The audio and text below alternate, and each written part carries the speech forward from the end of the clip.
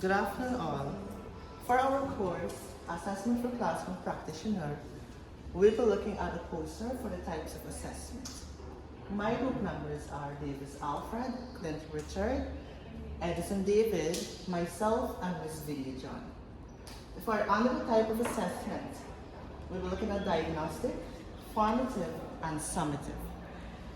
Under diagnostic assessment, it says diagnostic assessments are used in classroom to test students' past knowledge, understanding, and skill before instruction on a certain topic or unit begins. Its primary goal is to collect information on student strengths, shortcomings, and misconceptions, which allows teachers to efficiently plan their instruction and adjust it to the unique requirements of students. I'm going to be sharing some key features and steps involved in conducting a diagnostic assessment in the classroom. One, we have peer assessment, identifying baseline knowledge. Another is individual and group assessment, varied question types, analyzing results, formative feedback, differentiation and instructional planning. Finally, monitoring progress. Overall, diagnostic assessment is a useful technique for teachers to acquire information about their students, existing knowledge and skills, allowing them to provide targeted instruction and support. It contributes to the development of a more individualized and effective learning environment, encouraging student involvement, progress, and success in the classroom. As you can see here, it's depicting how a teacher is carrying out a diagnostic assessment with one of the students. Great. Three benefits a teacher may derive from conducting diagnostic assessments are: we have 1. Individualized instructions. Diagnostic tests enables teachers to better fulfill the various requirements for their pupils by detecting specific knowledge gaps. Teachers can modify the curriculum accordingly, giving targeted interventions or enrichment opportunities by Lammers and Murphy, 2002. The second one we have early intervention. Diagnostic tests assess teachers in modifying learning gaps and potential challenges early on. This enables them to intervene quickly and give the necessary assistance and interventions to keep pupils on track. The third one we have enhanced differentiation. Teachers can differentiate education more effectively if they understand their students' past knowledge and skills. This assists in meeting the specific needs of pupils, resulting in enhanced learning results by Brown, 2004. Good, so finally under diagnostic assessment, I'm going to be sharing 3 benefits of diagnostic assessment or feedback to the learners. Now the first one we have here is identifying learners' strengths and weakness. Now diagnostic assessment help educators understand the existing knowledge and skills of learners at the beginning of a program. This enables targeted instruction tailored to individual needs. The second one we have here is setting learning goals. Now by conducting diagnostic assessment, learners' baseline program, diagnostic assessment feedback helps set achievements and personalized learning goals for each individual. Finally, personalized learning. The feedback from diagnostic assessment allows educators to tailor their instruction based on individual learner needs, providing targeted support and resources to address specific areas of improvement. Formative assessments. Formative assessments are a collection of strategies and approaches used by teachers to acquire information about students' learning progress and comprehension during the instructional process. Formative assessments, they are continual and take place throughout the learning process. The fundamental goals of informative assessment is to offer both teachers and students with immediate feedback on what students are and are not learning, allowing instructional approaches, teaching materials, and academic support to be adjusted to the students' needs. They are not graded, might be informal, and can take many different forms. Formative assessments are typically low stakes, meaning they have little or no point value. These tests assess teachers in engaging students' comprehension, identifying areas of strength and weaknesses, and making educated instructional decisions to improve learning outcomes. At the same time, formative evaluation enables students to monitor their own progress, reflect on their learning, and take control of their education. Alright. Common examples of formative assessments used in the classroom. Here we have some examples here. Observations, class discussion, exit tickets, quizzes and tests, peer and self-assessments, graphic organizers and concept map, journaling and reflection. In sum, formative assessments are most effective when they are timely, specific, and actionable. The feedback generated from formative assessment helps guide instructional decisions, differentiated instruction, and provide targeted support to meet diverse needs of students. By implementing formative assessment, teachers can create a dynamic learning environment that fosters growth, engagement, and continuous improvement. Now, here we have a picture depicting what formative assessments look like. As you can see, we have the teacher here assessing the pupils and the pupils giving feedback to the teacher.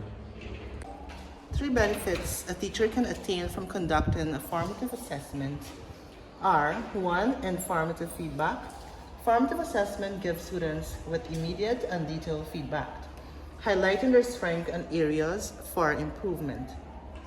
Teachers can utilize these feedback to plan future instruction and boost student improvement. By Haiti and Timberley, 2007. 2. Data-informed instruction. Formative assessments generate useful data that is used to inform instructional decisions. Teachers can uncover patterns, trends, and opportunities for improvement by examining the results. This data-driven approach improves instructional planning, facilitates customized instruction, and encourages both students and teacher improvement. 3. Targeted instructional adjustments. Teachers can identify concepts or skills that need reteaching or revision by examining formative assessment data. This enables teachers to make educational adjustments based on the requirements of their pupils, thus facilitating deeper learning. By Black and William, 2009. Finally, for formative assessments, I'm going to be sharing 3 benefits of formative assessment to the learner. 1. Real-time feedback.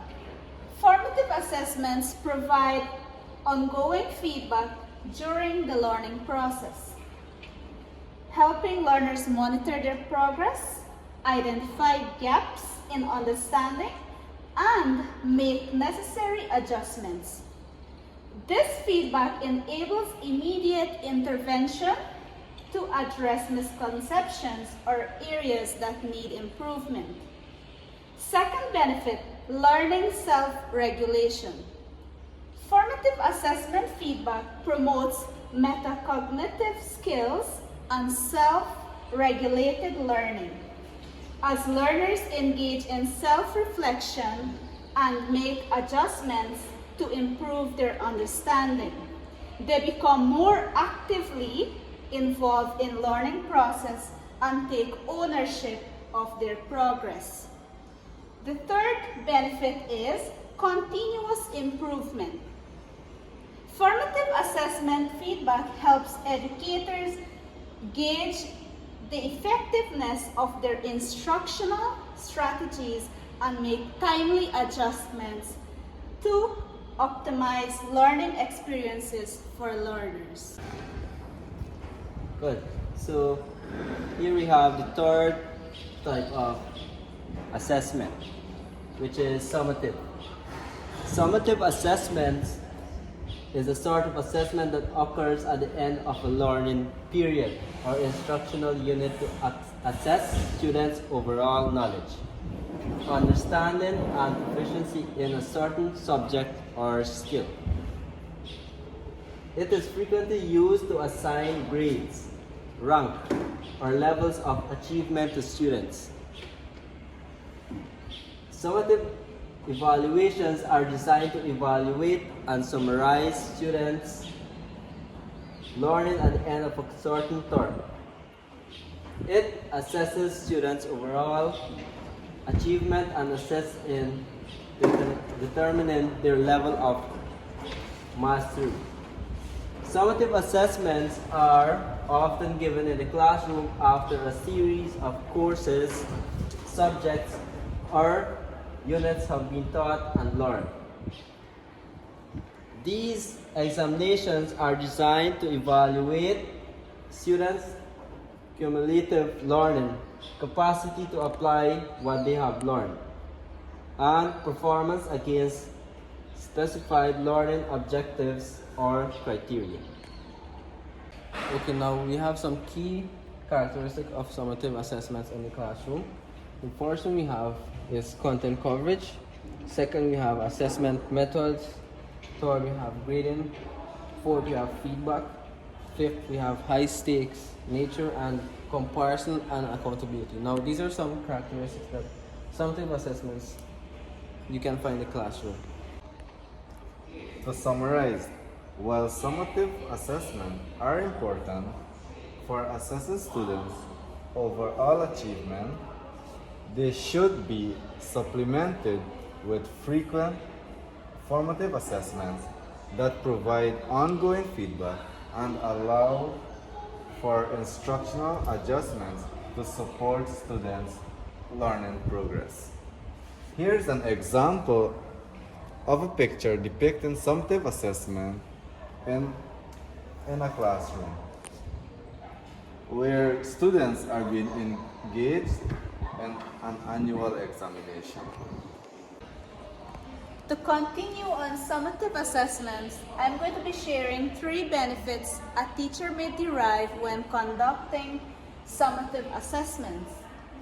1, we have accountability and feedback. Summative assessments allow teachers to evaluate the success of their education and curriculum.